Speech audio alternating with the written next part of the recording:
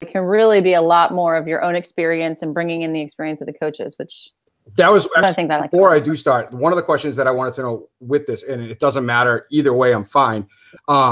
With honoring the game, do I go all the way till like the slides where, do you want me to go all the way with the slides that are like the resources and things like that till the end? I'd love you to. Yeah. I'd love you to just finish out the workshop because it's at the end and then there's just a couple, wrap up slides. I think it'd be great. Okay. That's what I was. Let us know how you'd finish up a workshop. Cause I like you to do the intro in the beginning and then I like to see how you end it. And then, by the time where you actually get out to a live workshop, you would have pretty much demoed almost the entire workshop. Right. Minus, one principle or so. So that's kind of our goal. Cool. Well, and you have the PowerPoint there to be able to see. You don't need to see it from me. That's what I was just getting back to the spot. All right. So, hello everybody. My name's. So there's Ruben. Joe's here. I'm here. Yep. Go for it. Let's see. So there you go. That's better.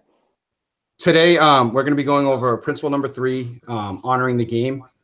This is actually one of my favorite parts of the presentation from Positive Coaching Alliance. I think some of you, as we go through it, will probably pick up as to why. So principle number 3. Principle number 3, we have roots, and we're not talking about the roots that are found in root beer. We're actually talking about several other things that come along with participating in athletics. And when we talk about honoring the game, we're going to talk about the rules of the game and how it is important to play by the rules. When you participate in a sport, you want to adhere by the rules and win or lose with class and adhering to those rules. You can hang your head up high at the end of the game if you lost and you did everything that you were supposed to do, as opposed to, we cheated or we got away with these little things that might have alluded to or helped us win. That's really not the best way to be successful. Oh, the first though is opponents, having respect for those opponents. The people that you're playing against, they make you better, and having respect for them, it goes a long way, not only during the game, but I still go back to people that I played against in high school and younger that I'm still in touch with because of the connections that I formed with them and the respect that I have for them. Officials. I'm a veteran basketball official of 14 years. So I've been on both ends, the coach talking to that official and the official talking to the coach of the players. Right, wrong, or indifferent, those officials are giving up their time to do the job to the best of their ability. And sometimes it's always, not always, but sometimes they might miss a thing or two, and that's okay. But we need to be in control as a coach and make sure the culture that is present with our players, ourselves as coaching staff, and our parents, that we are showing respect for that official and letting them do their job. Teammates, again, we're keeping that same philosophy going all the way through of honoring our teammates. The people that you play against, that bond, that family that you created, whether it's a football team, water polo, basketball, field hockey, that's your family, and you're respecting one another, whether you're on the bench and cheering them on or whether you're involved in the play. Showing respect for one another gets you more involved and gets people to appreciate where you're coming from and show you what you contribute on a variety of different levels. Lastly, showing respect for yourself. If you don't have respect for yourself and what you're doing, it makes it tough to enjoy it. And the more respect that you have from yourself and knowing that what you do and what you put out there as a product, that's huge. That talks about your character. And the more that coaches can help develop the positive character within their athletes, the better off they're going to be for the long run. So one thing that really pops to mind, and I have to say it, when I hear roots or when I see roots and I hear honoring the game, the first thing that popped to mind when I read the book was Karate Kid. And when you talk about if everybody can just picture Karate Kid and just the part where, or just karate in general, you think about it, before they compete, they bow to honor karate, the sport that they're playing. They bow to the person that is officiating the sport. They bow to the opponent. So they're showing respect for a lot of different things built into that sport. And I think more and more the sports that I see from my point of view as an athletic director, officials bringing captains up before the game, talking to them, shaking hands. You look at basketball before the tip-off, the starting five are shaking hands, giving high fives, a pat in the back. Wrestling, I just enjoyed my first wrestling match here the other night. You know, before the meet, they shake hands.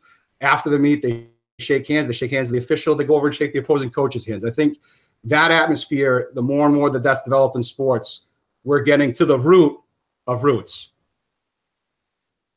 So now, this doesn't happen too often in sports, but let's just say it did. You know, a bad call happens. We have the opposing coach.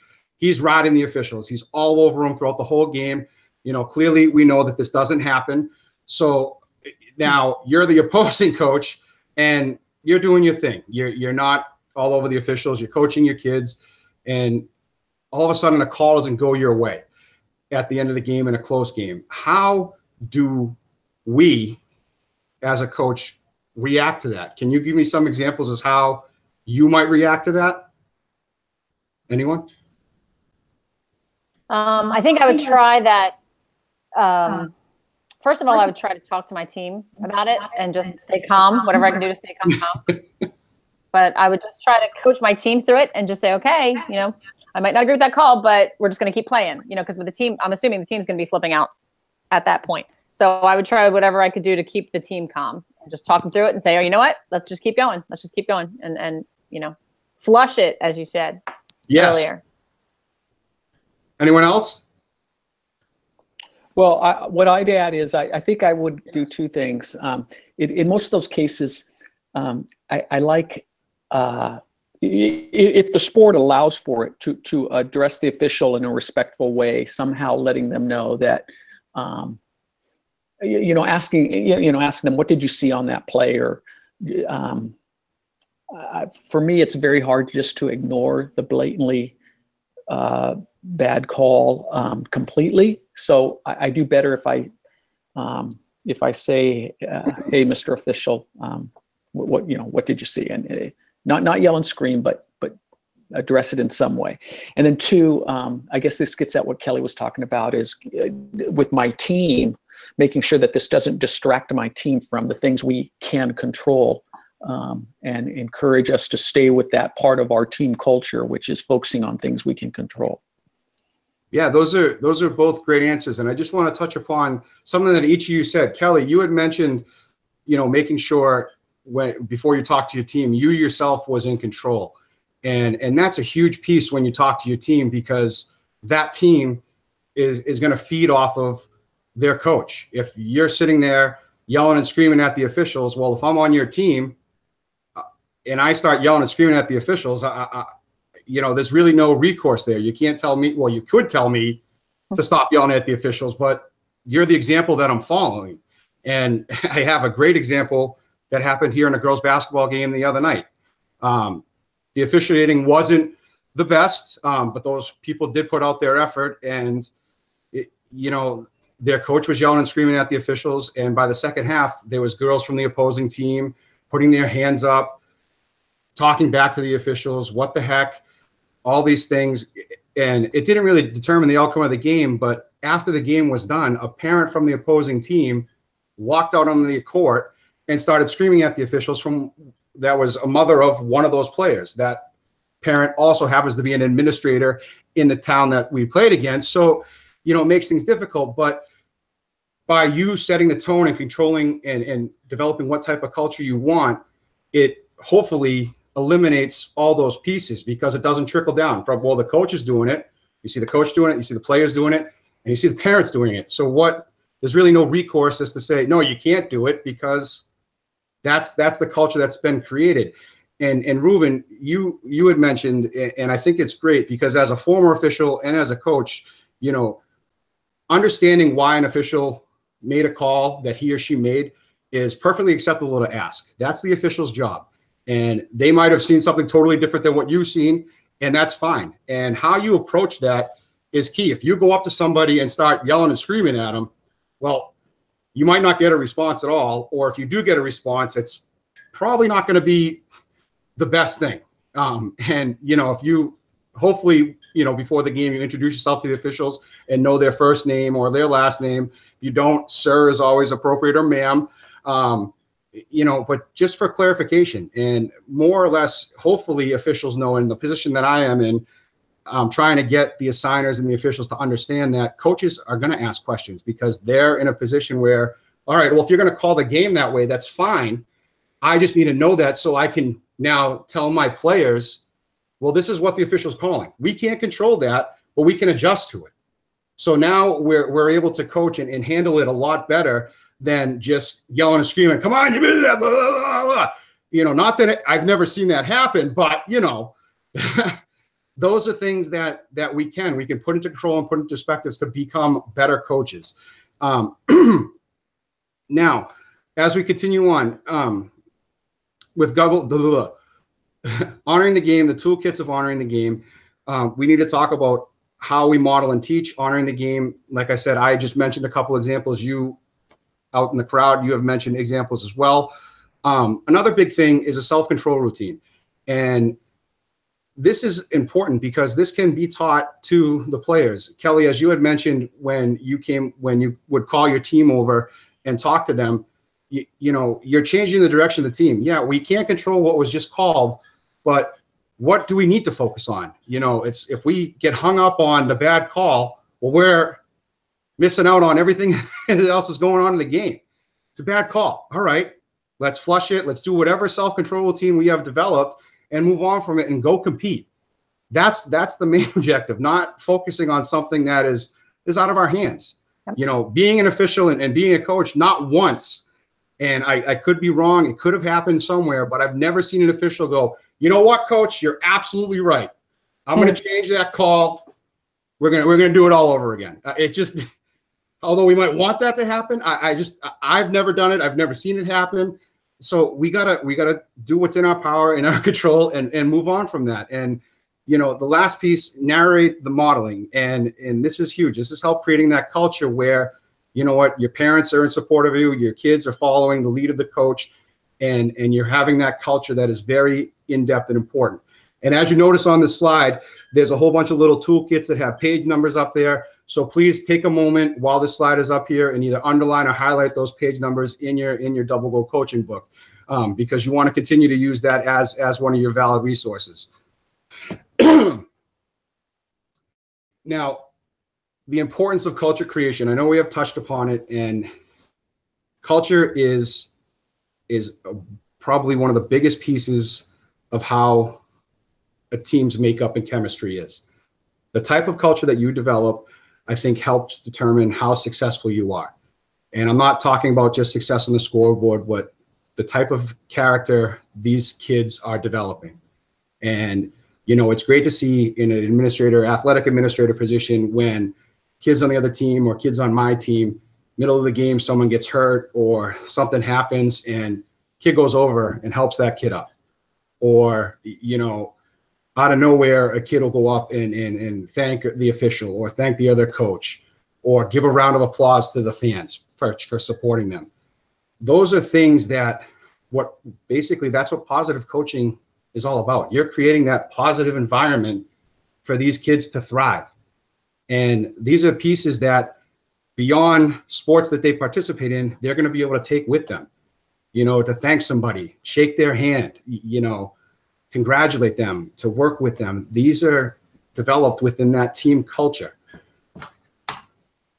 We're going to watch a quick little video of Julie Foudy. I'm sure that many of you remember who she is. If you don't, she was on the Women's World Cup soccer team. She's a two-time champion. So we'll watch this video real quick. You can just assume that we watched it if you want to. Yeah, that's what I was going through my slide to try to get it to move on. I apologize. That's okay. Now, 3 key takeaways from Roots. The biggest thing for any athlete or any person, the more they feel connected to something, the more they're going to commit to it and be involved with it, and the more you're going to get out of them. That's one of the first pieces. The next thing, as a coach, the athletes that you're in charge of, you need to create the environment where these kids know that they can improve, that it's okay to make a mistake. We learn from that mistake, and we're going to get better. And that's number two. Number three, you know, win, lose, or draw. You win with class, you lose with class as well. And if you can get that message across and take these away from this part of the PowerPoint or the class, you're in a very good start to changing the atmosphere in how you coach. A toolkit, as we continue through, we're just going to run through a couple other things just to recap some of the key topics that we hit on throughout the presentation. Your emotional tank, that 5-to-1 ratio is huge. Remember your 5 positive comments to every 1 negative comment, and you want those comments to be purposeful and meaningful and specific. Remember that general comment, all right, great job, you know, but great hustle. I love how the fact you dove on the floor. Those things, the more specific you are, again, the more you're going to get out of those kids because they know you're paying attention. They know you're believing in them. Your Elm Tree of Mastery, rewarding that the unconscious effort, noticing, as I just mentioned, the specific things that your team is doing, and what we just went over, honoring the game. You know, all those key pieces of showing respect for your opponents and respect for the game, respect for yourself. Those are huge in developing that positive atmosphere as a coach for your team. The E-Tank feature tool, again, we had just mentioned it. We hopefully can up that positive comment to negative comment ratio. That's going to create a huge difference in your coaching. Resources, we have the book, Power of Double Goal Coaching. Remember, if you need me to go back to any slides or at the end, if you have questions or any pages that stood out that you want me to touch upon from within the PowerPoint, please let me know. I'm more than happy to do that. We also have on PCA, the website is has a great tool for resources for coaches. Make sure you please visit that. As an athletic administrator, I actually store, I have my little file that I send off some of the different either worksheets or points that they put together to hand out to my coaches, just as little helpful tools that they can put in their toolbox to help them become successful. See development going. And last but not least, I appreciate it. Thank you guys for coming. If I can be any further of assistance to you, you have my card, you have my email. Please don't hesitate to ask. I'll be more than happy to help you out. If I can't help you out, I'll find the person that I can put you in the direction with so they can help you out. Thank you for taking the time, and good luck with your upcoming seasons. All right, thanks. James, since you do have a little extra time, I'd love to hear how you would get through like an explanation, because the resources at the end are really important. And I'd love to hear your take on how you would explain to the coaches how some of those resources would help them, like the development zone. And because that's something that at the end of a workshop, when time's running out, sometimes trainers just zip through. Sure. And I think that's what we're sending them home with. So I'd love to hear how you can bring value to those, to the coaches in the room. Oh, absolutely. So in the PCA developmental zone, it's a great tool. So also when you register at the beginning, when you signed up for the class and provided your email, I believe that now attaches you to a newsletter that PCA puts out on, I think I get it on like either a biweekly or a monthly basis, but at least once a month, I can say that I am getting an email with different tips from Positive Coaching Alliance. And they're actually very useful and practical. As I said, one of the things that I recently gave out to my high school coaches was filling the emotional tank. They had a nice worksheet of different ideas that how they can build and fill emotional tanks. Another big one that I used was the ride home and with after a game from the parents, that car ride home with the parents. You know, what parents can say, should say, how they can address that ride home. I know, you know, back in the day when I rode home with my dad, sometimes being my dad, being my coach, it wasn't always the most pleasant ride home. But as I got older, you know, I do know the intentions that were behind it, and the tone had changed of that conversation, where it was more of a conversation rather than, why didn't you do this? Why? So, you know, there are pieces that not only will help you as a coach, but that you can hand out to your parents in preseason meetings that you could forward along. I know that many different leagues use a variety of different softwares where parent emails are readily accessible. And these are some things that you could include at the beginning of the season as an introductory letter, or, things that I do with my coaches. If a news article or something comes along that I like, that I feel my coaches should be reading, I'll send it to them. If you get a moment, please read this. These are just little things that hopefully, not hopefully, I apologize. These are little things that will go a long way the more and more you do it. And if you're reaching just one person through that email that actually does read it, well, that's a start. So hopefully the next time, on the sidelines, the parents are going to be talking and saying, did you get that article that coach sent out, about the expectations of a fan? That was really good. And if someone says no, well, maybe now they can take it out of their trash and read it. Or, hopefully it sparks a conversation between people on the sideline that generating that positive atmosphere. And hopefully, someone on the other field next to them overhears that. Oh, what was that? Can you send me that email? And here we go. Here's that trickle effect. And that's, we're trying to get more and more people to understand and to attach themselves to the message of that Positive Coaching Alliance is putting out, and the little things that we can do to help that along the way, I think is huge. And you guys as coaches and taking this class are now part of this, and it can help us in the association's mission. All right. Thanks. No, that is helpful. And I like the idea that you actually have used them, and you have great examples for that. I think as an administrator, that's awesome that you can give those type of examples to the coaches right there and say, hey, I've used them. This is what I see. This is what it is. So thanks. Thanks for that. I just want to make sure that I explained it to you well enough that you feel confident enough to explain it to coaches. Does that make sense? Yes. All right. So you did a great job. Your time was right under the money, which is probably pretty good for honoring the game, because as I said, that usually can get cut short, which is kind of a bummer. But I thought timing wise, your pace was excellent. I would love to start off with Ruben and hear some feedback, or James, if you had any comments after doing that section. How did you feel about doing that? Honestly, I do feel that this was probably my best one that I've done. I minus my little slip of hopefully, which I corrected right away. You corrected. Hey, that's great. I'm glad you caught that. But other than that, I do feel that everything throughout this process, the things that have been mentioned to me, I have taken into consideration, and I have either added or taken away to adapt to the way that I'm presenting the material and making sure that I hit it on all the points and cover everything that's expected of me to cover. Mm-hmm. Okay. All right. Thanks. Ruben, I'd love to hear your feedback.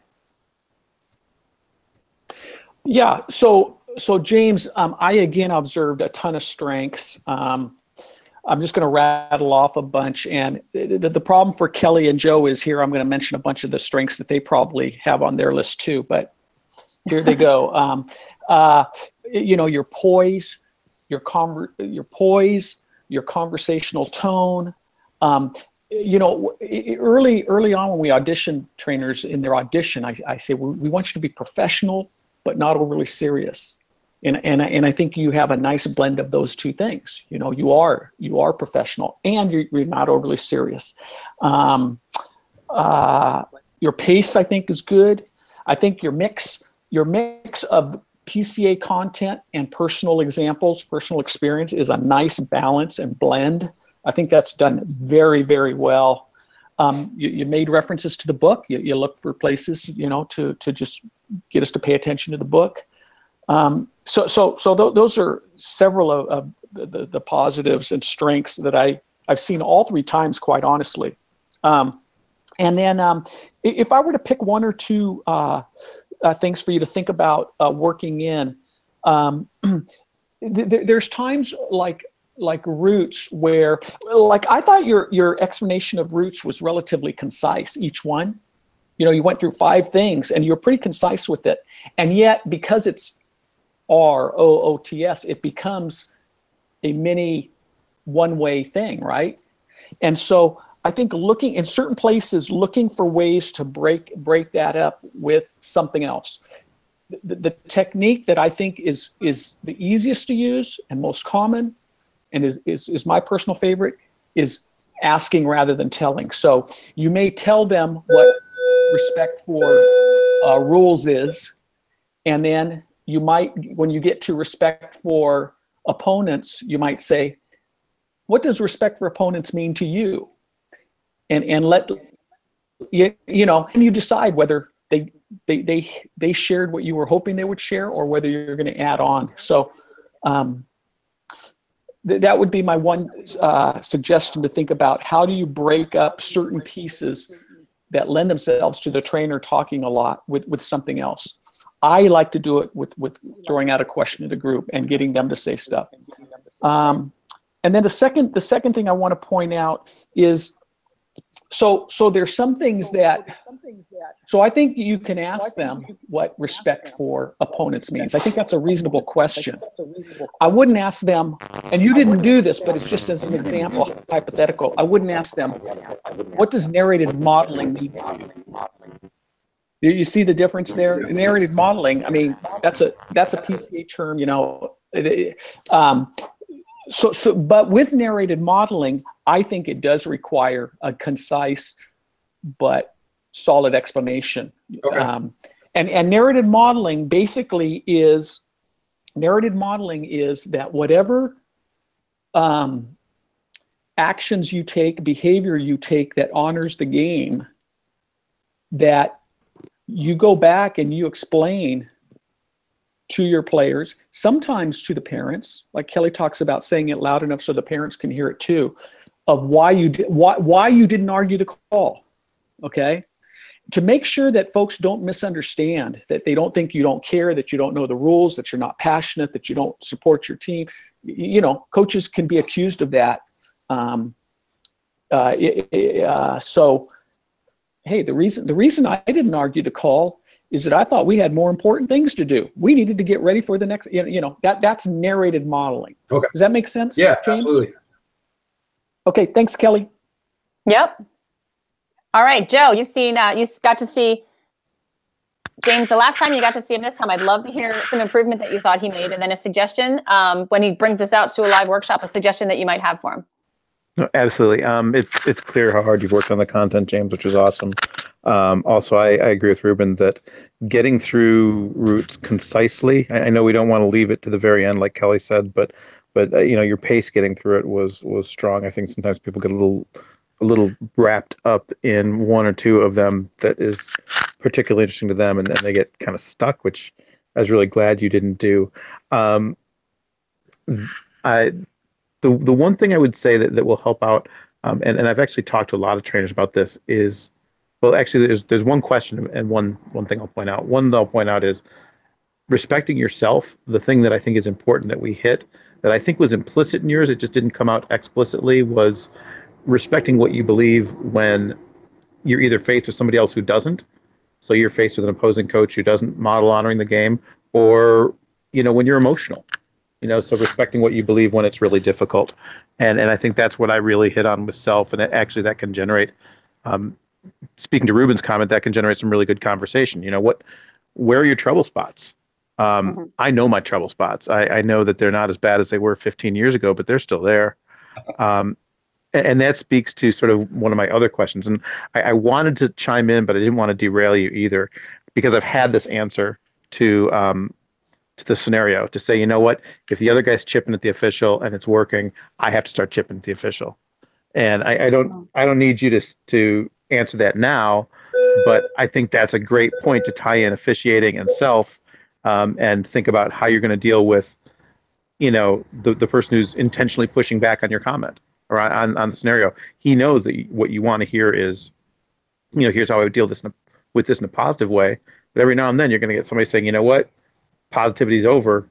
I'm going after the guy. Honest. I got to keep them honest now. So, right, because it's working for the other guy. At some point, that'll come. Joe's right. That'll come up at some point, James. So thinking about how you want to address that. Don't I have to keep the officials honest? You know, again, they're not for now, but it's not a correction.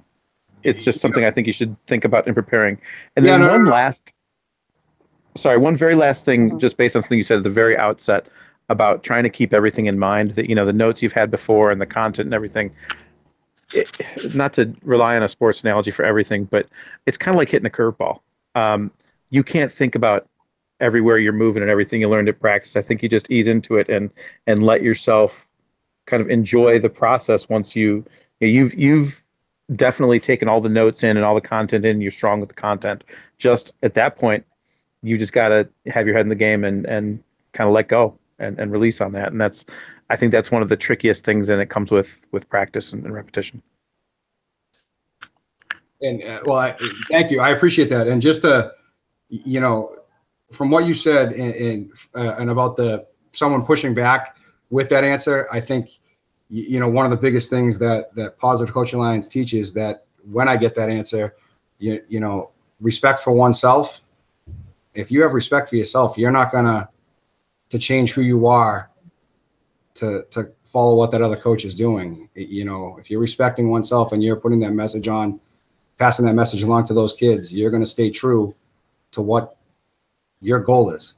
Mm-hmm. That's something that's out of control, that you can't control how the other coach acts, but you can control how you act and what you do. And that's, I don't know if to me, that's not really a curveball. It's just, it's staying true to what you are as a coach. Don't stray that belief. If you're doing the right thing, that's what you need to continue to do. Let them do their own thing. Mm-hmm. All right. Thanks. I did have a few of the things that everybody else said, so I'm not going to repeat them. But a lot of things, I like to think about what stood out for me. So if I left your workshop, what would I remember? I love the Karate Kid reference, because that to me is honor right there. And so it was just a little quick sentence that you said, but that is true. In that martial arts culture, honoring your opponent is huge. So I thought that was a really good plug there for that. I also can tell, obviously, when you've been an official for 14 years, that this is the principle that you are so, this is it. Because especially when you're an official, and you will get officials in your workshops, and they will push you, and they will test you, and they will, talk about it. And so I think it's good that you brought in a lot more of your experience. The last time I wanted to hear some of your experience, so it was good that I got to hear that this time, some of your stories and some of the things going on. It might not even hurt to make one a little bit more specific. Like you said, never would I, as an official, tell a coach, you've been giving me a hard time, I'm going to turn that call around. Be specific. Sometimes just painting a picture of a story. I had a coach once, and this is what he did. Or I had a player once, and this is what this player said to me, and I couldn't believe it. Just make it a little real. And that can sometimes bring details to a story that can make the coaches sort of wake up and go, wow, yeah, I have had a kid like that too. The other part, I like the way you circled back. So if I made a comment, then 5 minutes later, you were like, yeah, and Kelly went back and said this. That means a lot in a workshop, because coaches will connect to you if they feel like you've really been listening to them and not just plugging through material. So I liked the way you did that as well. Things that you said, the 3 key takeaways at the end, they're actually the takeaways for the whole workshop. So you said something about, here's 3 key takeaways for honoring the game. When you get to that part of the workshop, that's the wrap up of the entire workshop. So when it says, it's right after the Julie Foudy video, that actually doesn't go specifically with honoring the game. That's the wrap up for everything that the coaches have done so far. You know what I'm talking about? Takeaway. Okay, so that's for. Oh, okay, I gotcha. That's the connection, improvement, and integrity. That's the 3 principles in the beginning when we said what makes a meaningful experience, what it makes a meaningful youth athlete experience. So this is kind of just the wrap up of all that. Just a little picky thing, just to let you know. I think one of the things that I would work on, and this is something that you're going to get better and better at when you're out live, is bringing this to life, bringing your personality out. Because especially at the end of the workshop, and I heard you actually say the word presentation a few times, and Ruben usually bites his tongue because we specifically make sure that these are workshops and they're engaging and they're dynamic. And so when we hear people a lot call them lessons or clinics or presentations. Presentations is presenting information to a bunch of people sitting numb in the audience. We're doing a workshop. And one of the things I'd love to see you look for more opportunities is to get me involved. So, I just did this workshop. I just did this exact same workshop the other night. And I knew it was like 8:30 at night. These guys were tired, and we get to honoring the game. And they're, some of them are like, okay, we're done. First thing I did was get them up and out of their seats. Part of the room, this was R, this was O, this was O, this was T, this was S. I want you to think of as coaches, which one's most challenging for you to be respectful of personally? And they went to a spot in the room and they talked in a group. And then I had them look at it from the other perspective. Which one's hardest for your team? For the kids that you coach, which one's hardest for them to respect? And they moved to a different spot. So we turned it into honoring the game is not only about you as a coach, which is first and foremost, but it's also, we have to be intentional about teaching culture. We have to be intentional about what we're doing. So the end of the workshop was really a lesson sharing on how do you teach your kids respect for rules? How do you teach your kids respect for the officials? What do you do to bring in that team bonding so that the kids have respect for each other? How do you teach self-respect? Like that's kind of a hard, and I posed these questions for every letter rather than just telling them. Okay. And at the end of a workshop, I mean, they left the workshop energized rather than feeling like, oh, I got a ton of information. So James, with your education background and your personality, I think for this principle especially, all the principles, but this principle especially, we have to do a lot less talking and rely on the coaches for interaction.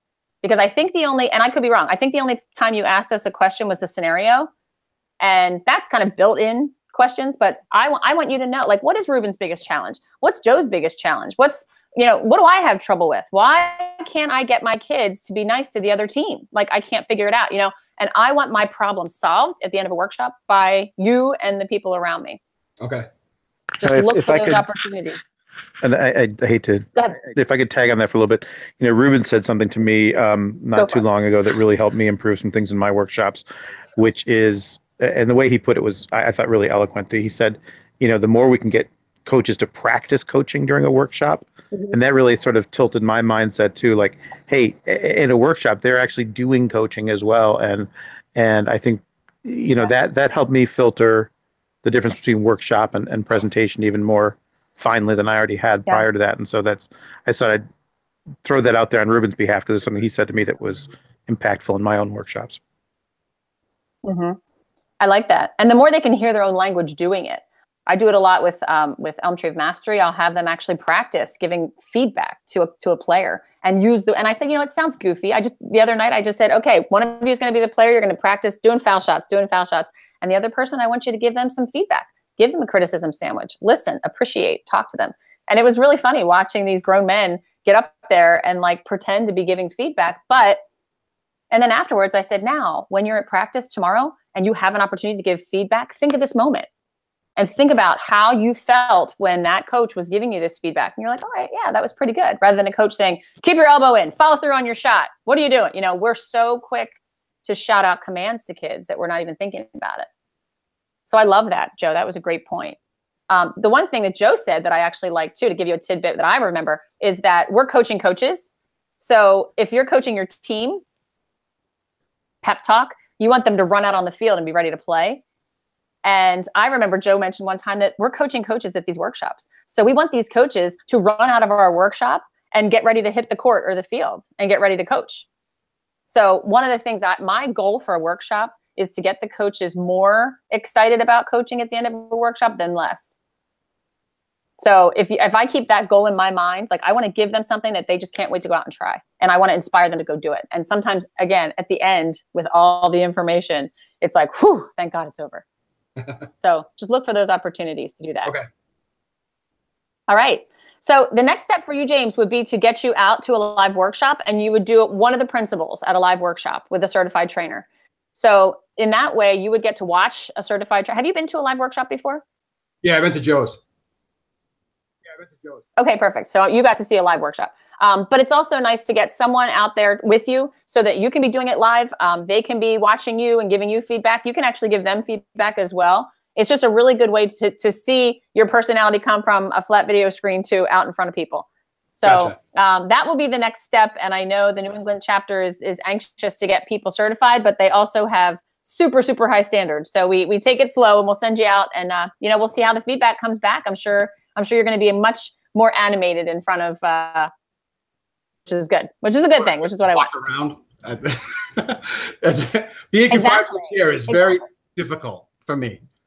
I know. We've had people do these demos in the back of the room. Like I've had people, put their computer in the back of the room and they're standing up there and they're, whatever people need to do. I have trouble staying in one spot too, if you haven't figured that out. But. Cool. So do I just, that's why I have a wheelie chair. Yeah. do the email that you send out with the different workshops, do I just like find one of those? Yeah, so I'll actually do that. I'll post you a new one today. I'll send it out actually pretty soon. I can send it out to you, the ones that are in the area. Okay. And the problem is that they're not always double goal coach 1, and that's what you're certified in. So it could take a little while to find one that would be a good fit. In the meanwhile, you're welcome to go out and observe any workshops that you want to. Cool. But to get you out to actually do a workshop, we'd like it to be in the workshop, obviously, that you were trained in. Right. That makes so sense. Let us know if you're available for those. We'll check with the chapter and see if it's a good fit for an associate trainer to be out co-facilitating at the workshop, and then we'll get you out there. Cool. Thank you very much. I appreciate it. All right. Yeah. Thank you. Thank you. Thanks, James. Have a good one. Thanks, everybody. Yep. Thanks Bye. for doing, Joe.